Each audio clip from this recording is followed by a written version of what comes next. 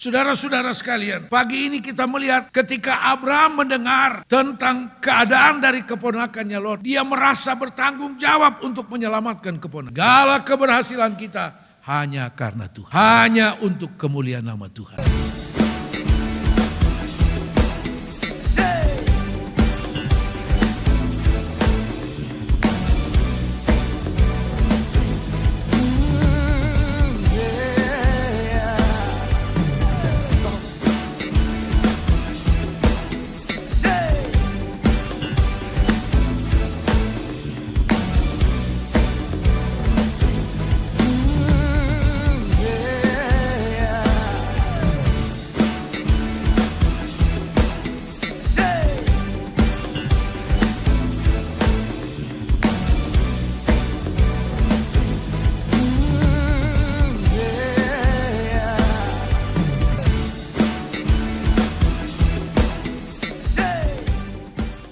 Dalam nama Tuhan Yesus Kristus. Haleluya.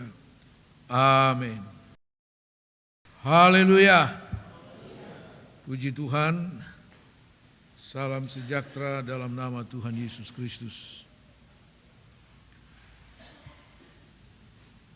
Mari kita membuka Alkitab kita. Kitab Kejadian pasal 14. Ayat 14 sampai ayat 16. Kejadian pasal 14 ayat 14 sampai ayat 16. Begini firman Tuhan, saya bacakan buat kita semua. Ketika Abraham mendengar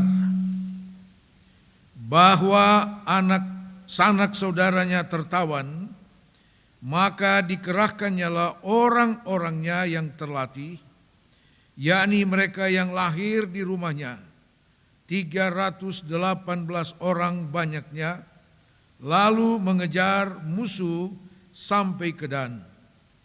Dan pada waktu malam berbagilah mereka, ia dan hamba-hambanya itu, untuk melawan musuh.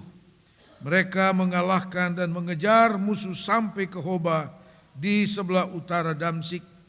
Dibawanyalah kembali segala harta benda itu, juga Lot anak saudaranya itu, serta harta bendanya dibawanya kembali. Demikian juga perempuan-perempuan dan orang-orangnya. Puji Tuhan. Bapak Ibu, saudara-saudara yang dikasihi Tuhan,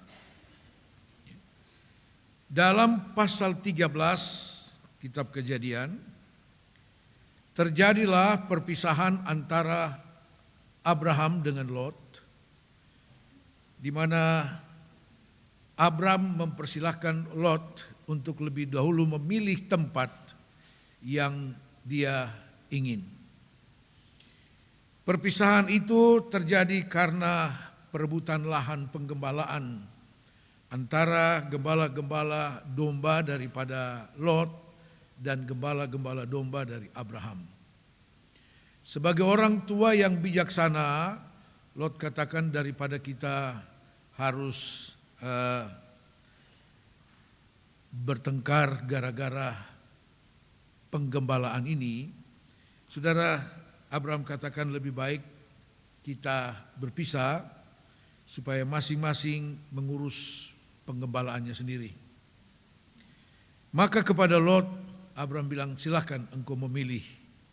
Nah, dalam pasal 13 dikatakan di dalam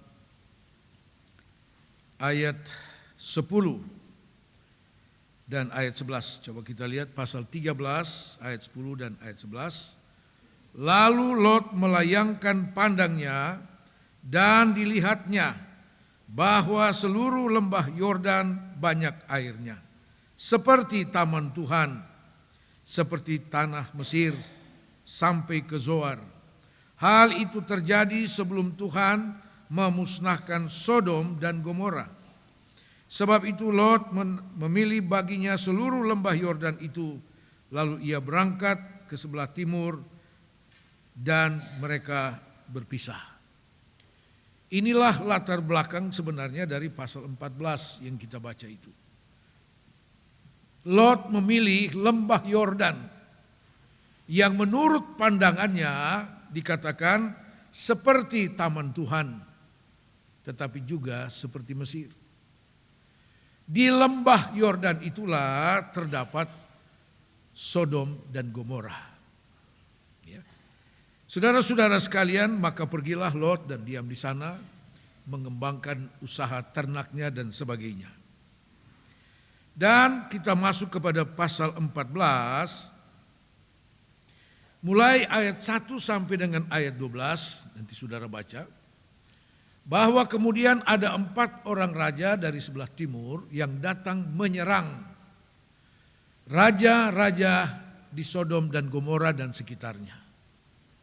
4 orang raja menyerang 5 orang raja, dan yang 5 orang raja ini, yaitu raja-raja Sodom dan Gomora, dikalahkan. Dengan kekalahan itu, maka Sodom dan Gomora dijarah oleh musuh. Orang-orang dibawa sebagai tawanan. Kekayaan harta benda mereka dibawa pergi. Termasuk Lot dan keluarganya. Dibawa sebagai tawanan. Juga harta bendanya dibawa. Saudara-saudara sekalian, lalu dikatakan ada orang yang lari dari peperangan itu dan memberitahu hal itu kepada Abraham. Sebab itu kita baca dalam ayat 14, ketika Abraham mendengar bahwa anak saudaranya tertawan. Abraham tidak ada urusan dengan Sodom dan Gomora.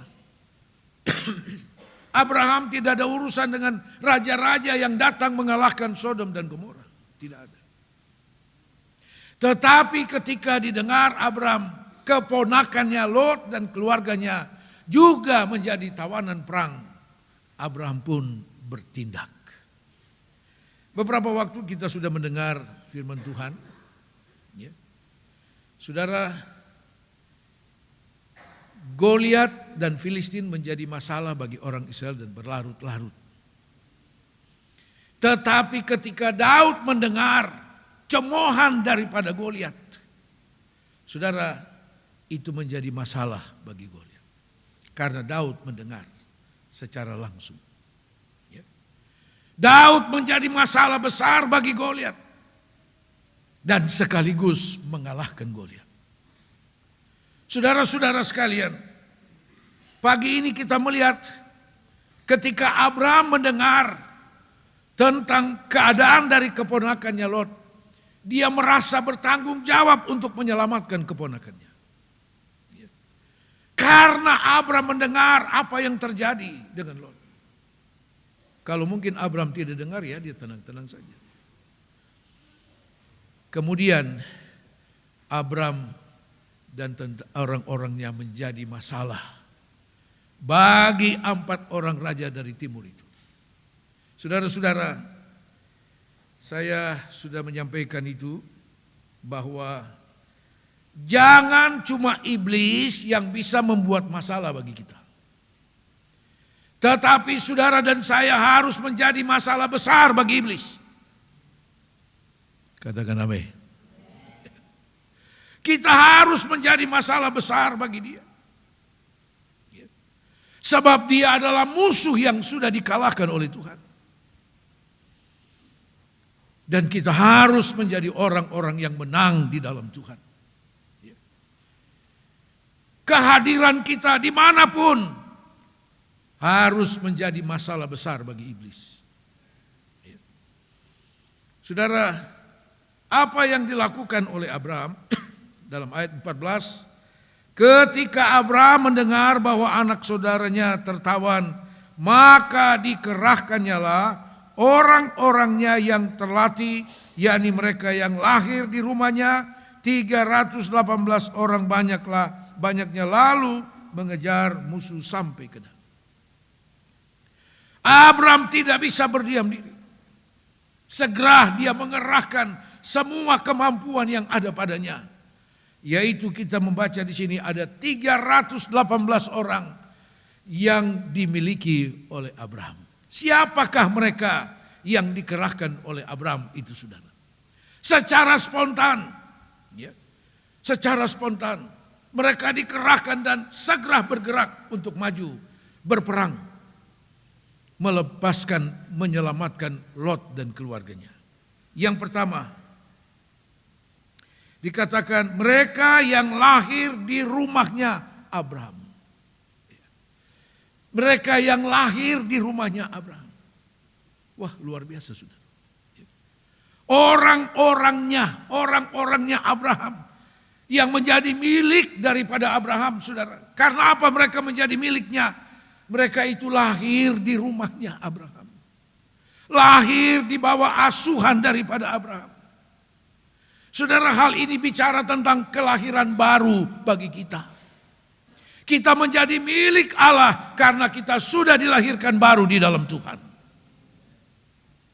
Yohanes pasal 1. Injil Yohanes pasal 1.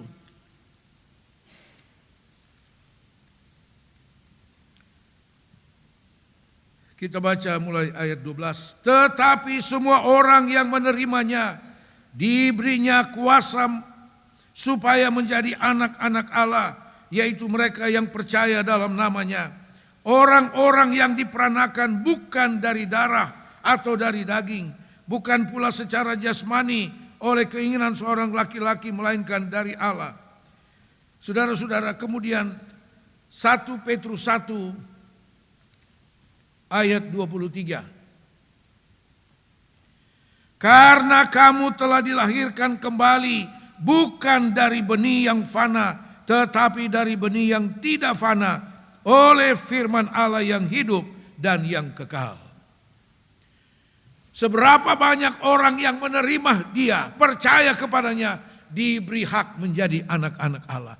Kapan kita menjadi anak-anak Allah? Setelah kita dilahirkan baru di dalam Tuhan. Oleh pekerjaan firman dan Roh Kudus.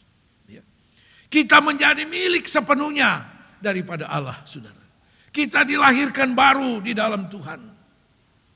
Seperti 318 orang milik dari Abraham. Dikatakan mereka milik Abraham karena mereka dilahirkan, diasuh dan dibesarkan di dalam rumah daripada Abraham. Haleluya. Saudara bayangkan berapa banyak kemah yang harus dibuat oleh Abraham untuk 318 orang ini. Ya. Ini ketika pelayanan KKR dan seminar di Pulau Semau, saudara, peserta boleh ada berapa banyak itu? Yang dari Kupang, sekitar 20? Lebih barangkali. Kita ini yang peserta ini tidur di gereja. Alas di lantai. Itu lantai sudah tembok belum? Tanah ya? Oh, sudah semen. Karena gerejanya belum selesai dibangun. Di sanalah mereka melantai, saudara. Ya, melantai. Ada yang bilang sama saya, kita masih sono, itu gembala sudah berteriak, selamat pagi. Entah jam berapa, jam 4 atau jam 5 pagi itu. Ya. Nah. Tapi karena kita semua milik Tuhan, anak-anak Tuhan, oh dengan sukacita, saudara. Haleluya. Ya. Haleluya. Saudara, ini orang-orangnya Abraham, milik dari Abraham. Ketika dia dengar keponakannya Lot menjadi tawanan, oh keselamatannya terancam, Abraham tidak bisa berdiam diri. Dia mengerahkan orang-orangnya. Padahal ayat sebelumnya ternyata Abraham juga punya hubungan baik. Coba kita lihat di dalam ayat 13. Kemudian datanglah seorang pelarian dan menceritakan hal ini kepada Abraham, orang Ibrani itu yang tinggal dekat pohon-pohon tarbantin kepunyaan Mamre, orang Amori itu, saudara Eskol dan Aner, yakni teman-teman sekutu Abraham. Dia punya teman-teman juga. Tapi mereka bukan orangnya Abraham. Mereka ini bukan milik Abraham. Mereka teman sekutu dari Abraham. Tapi yang dikerahkan oleh Abraham adalah orang-orang miliknya. lahir di dalam tangan daripada Abraham, yang dibesarkan oleh Abraham sendiri. Ketika kita lahir baru di dalam Tuhan, kita menjadi milik Tuhan. Saudara dan saya diasuh dan dibesarkan oleh Tuhan, oleh kebenaran-kebenaran firman Tuhan. Sejak dari kita masih bayi secara rohani. Saudara-saudara, 1 Petrus 2 ayat 2 katakan, kita seperti bayi yang merindukan susu yang murni, sehingga olehnya kita bertumbuh menjadi dewasa secara rohani di dalam Tuhan. Setiap hari kita diasuh, diberi makan oleh firman Allah bagi saudara dan saya. Kita dibesarkan di dalam Tuhan. Saudara, yang dikerahkan oleh Abraham bukan anak-anak kecil, yang sudah dewasa. Yang sudah dewasa. Yang sudah dibesarkan dan kuat. Merekalah yang dikerahkan oleh Abraham. Kita semua sudah lahir baru. Katakan amin. Siapakah orang yang lahir baru itu? 2 Korintus 5 ayat 17. Mereka yang ada di dalam Yesus adalah suatu kejadian yang baru.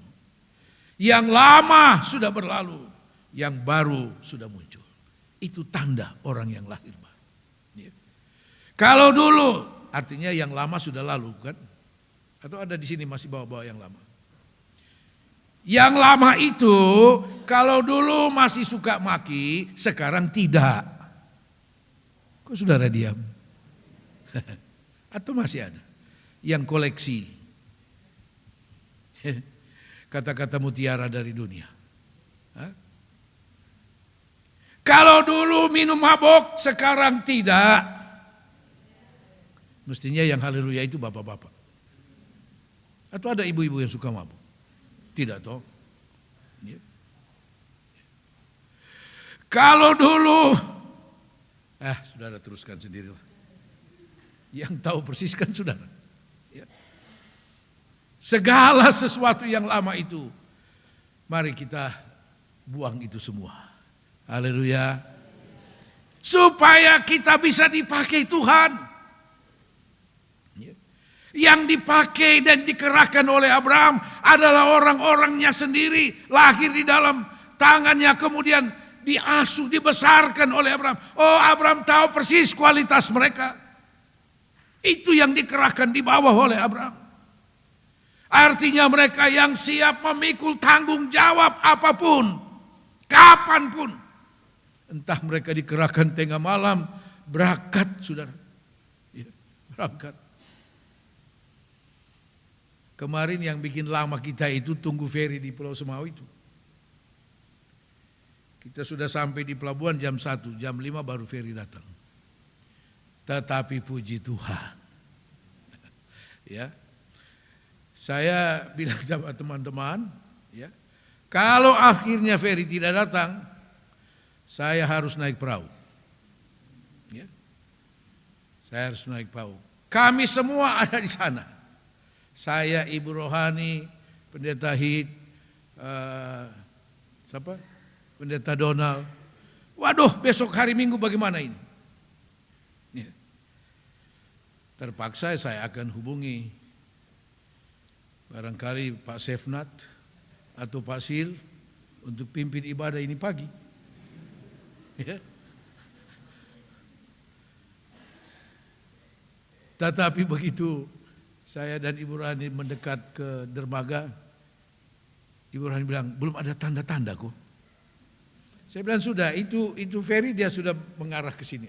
Puji Tuhan. Haleluya. Ya. Sebagai anak-anak Tuhan yang dimiliki Tuhan, yang bertumbuh dewasa di dalam Tuhan, kita harus selalu siap untuk tanggung jawab pelayanan apapun, saudara. Harus siap. Saudara-saudara, jadi hal yang pertama mereka yang dikerahkan itu adalah orang yang lahir di rumah Abraham. Mereka menjadi milik dari Abraham. Karena mereka menjadi milik Abraham, Abraham mau suruh apapun, mau perintah apapun, tetap iya. Haleluya. Sebagai milik Tuhan yang sudah lahir baru di dalam Tuhan, bertumbuh di dalam Tuhan. Saudara, bukan hanya bertumbuh, mereka juga turut menikmati kekayaan dari Abraham. Sebab Alkitab bilang Abraham itu kaya raya, saudara. Nah, mereka ini turut menikmati kekayaan dari Abraham. Bukankah selama ini saudara dan saya menikmati kekayaan dari Allah? Baik secara jasmani maupun kekayaan rohani. Sehingga kita kuat di dalam Tuhan. Ya. Saudara-saudara, kalau kita sudah dibesarkan dengan menikmati kekayaan dari Allah, saudara, maka kita pun harus siap diberi tanggung jawab apapun, siap. Haleluya. Sonde bisa ome. Kok beta masih sibuk nah. Ya. Suruh yang lain. Ya. Lain kali saudara jangan bilang sama saya, bilang sama Tuhan. Tuhan, saya belum siap. Ya. Berikut.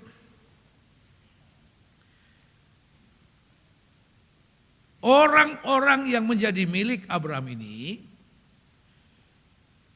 mereka yang lahir bertumbuh menjadi besar di rumah daripada Abraham, turut menikmati kekayaan Abraham, dan mereka orang-orang yang dibesarkan di dalam aturan di rumah Abraham sebagai orang yang percaya kepada Tuhan. Haleluya. Oh, mereka bertumbuh dengan aturan-aturan yang ditetapkan oleh Abraham sebagai orang yang percaya kepada Tuhan. Ya. Mereka bertumbuh dalam aturan-aturan itu. Menjadi orang-orang yang disiplin sesuai dengan aturan yang ditetapkan oleh Abraham. Begitu juga dengan kita. Kita bertumbuh di dalam aturan firman Allah. Karena kita milik Tuhan. Ya. Kita menikmati kekayaan Allah. Ada aturan-aturan, yaitu dari kebenaran firman Tuhan. Mereka orang-orang yang disiplin, siap kapan saja ditugaskan, siap. Tuhan mau memiliki anak-anak Tuhan, miliknya, yang bertumbuh dalam aturan kebenaran firman Allah. Yang bertumbuh dalam ketetapan-ketetapan firman Tuhan. Yang punya disiplin rohani yang tinggi, saudara. Maka kepada kita Tuhan mau pakai, Tuhan mau percayakan banyak hal, saudara. Ya.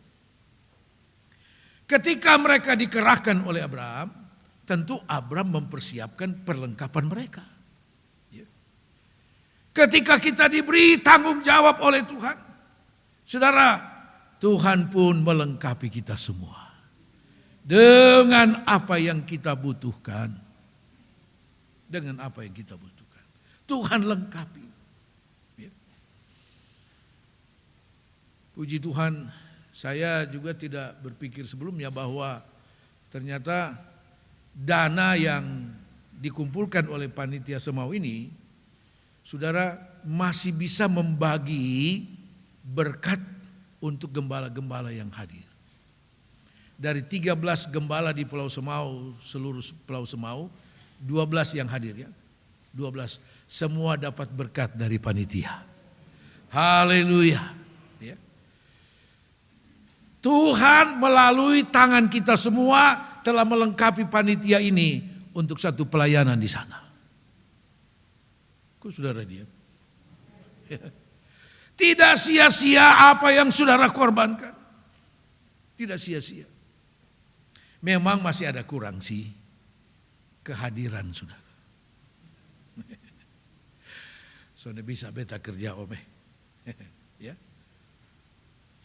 Yang ikut juga kerja, tapi mereka izin. Dan tidak dipecat. Puji Tuhan. Yang berikut.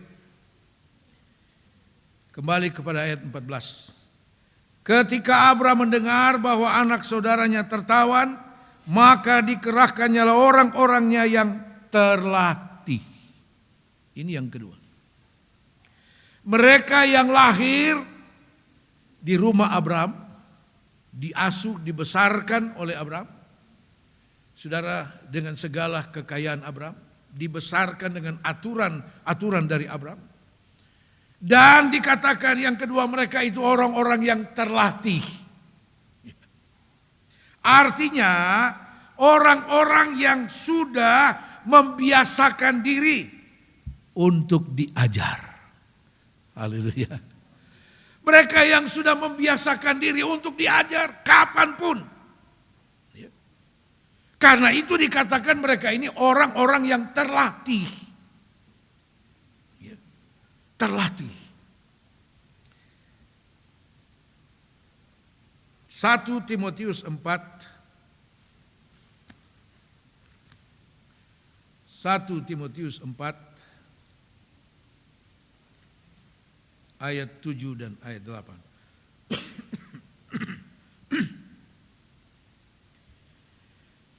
Tetapi jauhilah tahayul dan dongeng nenek-nenek tua. Latihlah dirimu beribadah. Latihan badani terbatas gunanya, tetapi ibadah itu berguna dalam segala hal karena mengandung janji baik untuk hidup ini maupun untuk hidup yang akan datang. Haleluya. Latihlah dirimu untuk beribadah. Kita harus menjadi orang-orang milik Tuhan yang terlatih di dalam hal beribadah kepada Tuhan. Terlatih dalam hal beribadah. Saudara-saudara sekalian, yang menjadi motivasi kita untuk terus berlatih dalam hal beribadah, membiasakan diri untuk beribadah kepada Tuhan. Karena apa? Di dalam ibadah ada janji-janji Tuhan. Baik untuk hidup sekarang ini maupun untuk hidup yang akan datang. Yang saudara geluti dari pagi sampai malam tidak bisa menjamin untuk hidup yang akan datang.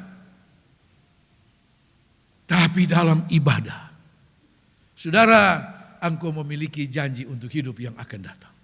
Katakan amin. Ya. Karena itu Alkitab katakan latihlah dirimu untuk beribadah. Membiasakan, melatih artinya membiasakan diri. Ya. Sehingga ibadah itu merupakan gaya hidup kita sebagai anak-anak Tuhan. Ya. Kenapa saya harus beribadah? Saya milik Tuhan. Saya anak Tuhan, wajib. Beribadah itu bukan pilihan, saudara, wajib. Karena apa? Kita milik Tuhan. Haleluya. Kita anak Tuhan. Kita lahir baru di dalam Tuhan. Diasuh, dibesarkan oleh kebenaran firman Allah. Menikmati kekayaan Allah. Saudara, wajib kita beribadah kepada Tuhan. Ya. Seperti ayat yang selalu kita baca itu. Kamu harus beribadah kepada Tuhan. Bukan pilihan.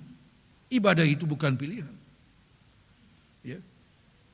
Tetapi kenyataannya, saudara, masih banyak orang Kristen anak Tuhan yang menjadikan ibadah itu sebagai pilihan. Buktinya apa? Nanti kalau ada waktu. Minggu depan kan masih ada hari Minggu. Saudara, sangat keliru. Ya. Bagaimana Tuhan bisa mempercayakan hal-hal yang lebih besar kepada kita? Kalau untuk beribadah saja, kita belum membiasakan diri. Ibadah harus menjadi bagian mutlak dalam kehidupan kita. Haleluya. Terus apalagi? Bukan hanya membiasakan diri untuk beribadah, tetapi membiasakan diri berlatih untuk berdoa. Melatih diri untuk berdoa, melatih diri untuk memuji dan menyembah Tuhan.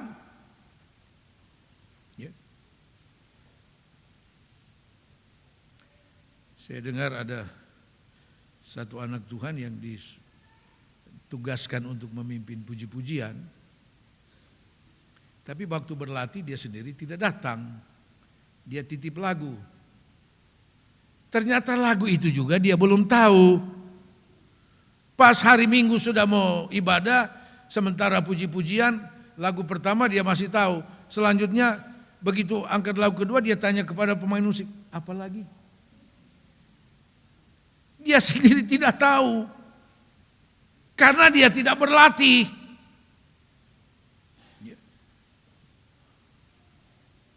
Sampai itu gembala bilang, stop sudah.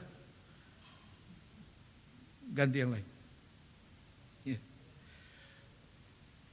Karena jangankan jemaat, dia sendiri yang pimpin puji-pujian, dia sudah tidak tahu itu lagu. Nah dia yang kasih itu lagu.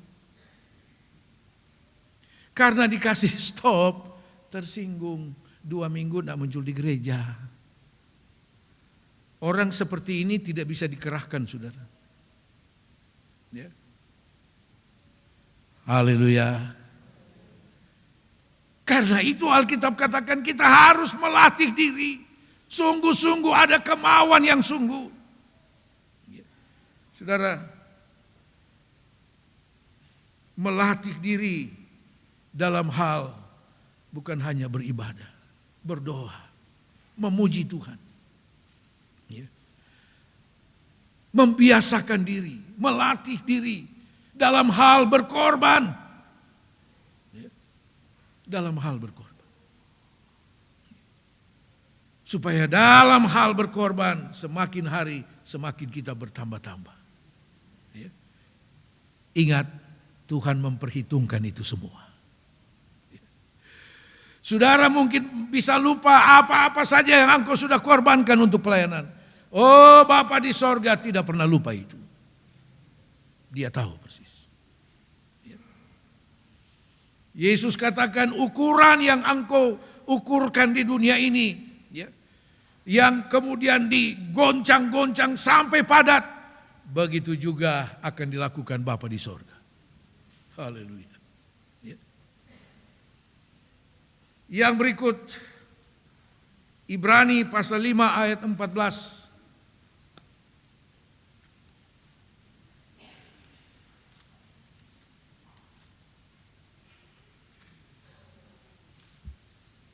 Ibrani pasal 5 ayat 14. Tetapi makanan keras adalah untuk orang-orang dewasa yang karena mempunyai panca indera yang terlatih untuk membedakan yang baik daripada yang jahat. Saudara, biasanya yang ditegur ulang-ulang itu anak-anak. Sudah ulang-ulang, jangan nak. Sebentar dia bikin lagi. Itu ada anak. Tapi kita orang-orang yang dewasa di dalam Tuhan. Yang dewasa. Sehingga kita terlatih untuk membedakan mana yang baik dan mana yang jahat. Mana yang boleh dan yang tidak boleh. Saudara-saudara, kita harus terlatih untuk membedakan. Jangan tabrak sana, tabrak sini. Semua boleh. Tidak bisa seperti itu. Kita harus terlatih. Yang melatih kita untuk membedakan yang baik dan yang jahat, dikatakan dalam ayat ini adalah karena kita bisa menerima makanan yang keras. Firman Allah yang keras. Sehingga kita menjadi dewasa di dalam Tuhan. Ya, anak-anak belum bisa makan makanan yang keras, termasuk makan pedis, itu belum bisa.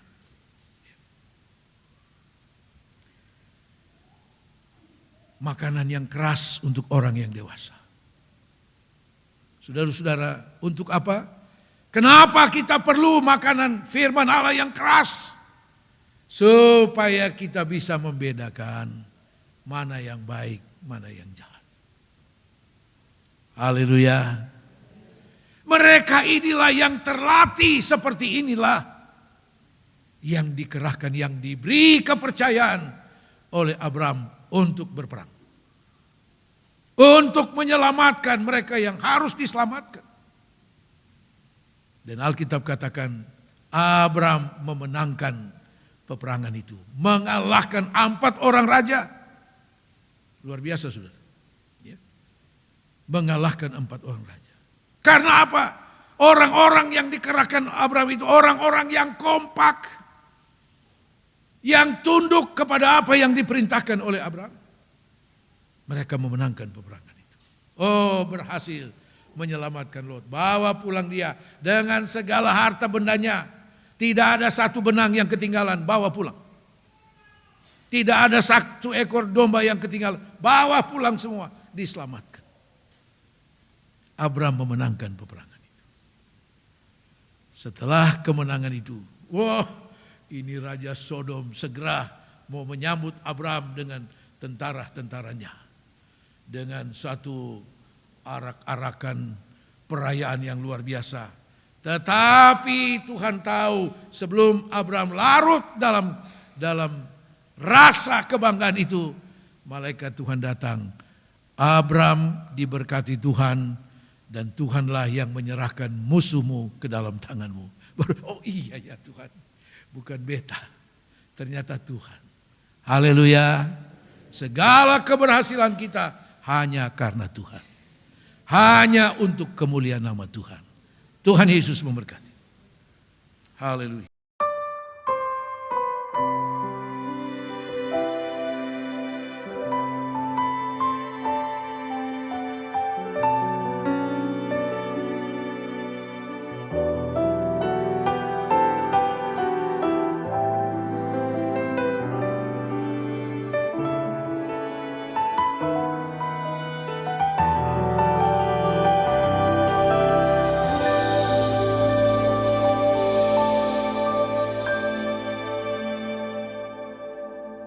Bagaikan benih yang mati tertanam dalam bumi, menunggu pecah sebelum bertumbuh.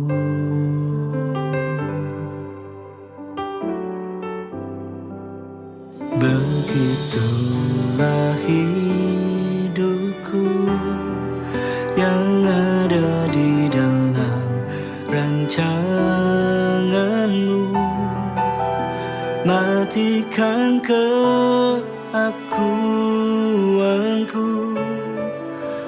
biar kau hidup di dalamku. Kau semakin semakin bertambah, ku semakin berkurang. Tenggelam di dalam kemuliaan-Mu, kau semakin bertambah. Memikul salibku di setiap waktu, biar kebenaran-Mu jadi semakin nyata dalamku. Kau semakin bertambah.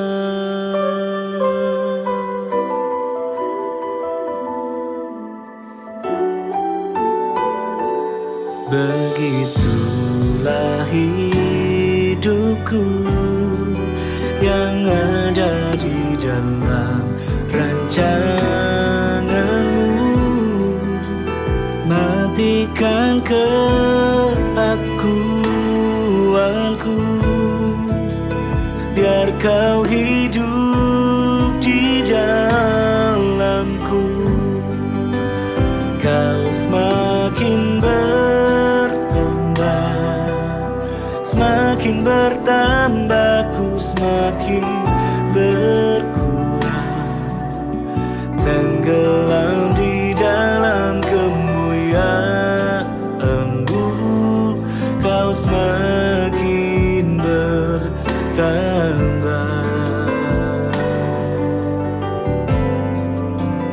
Memikul salibku di setiap setiap waktu, biar kebenaran-Mu jadi semakin nyata dalamku. Kau semakin bertambah.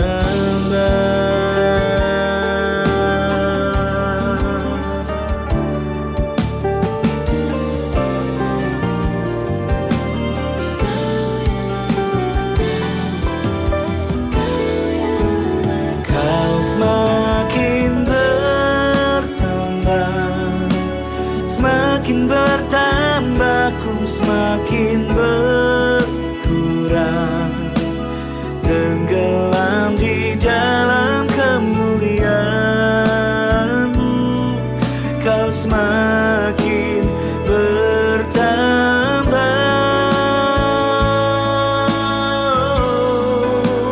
Benih-Ku, salib-Ku di setiap waktu, biar kebenaran-Mu jadi semakin nyata dalamku. Kau semakin bertambah.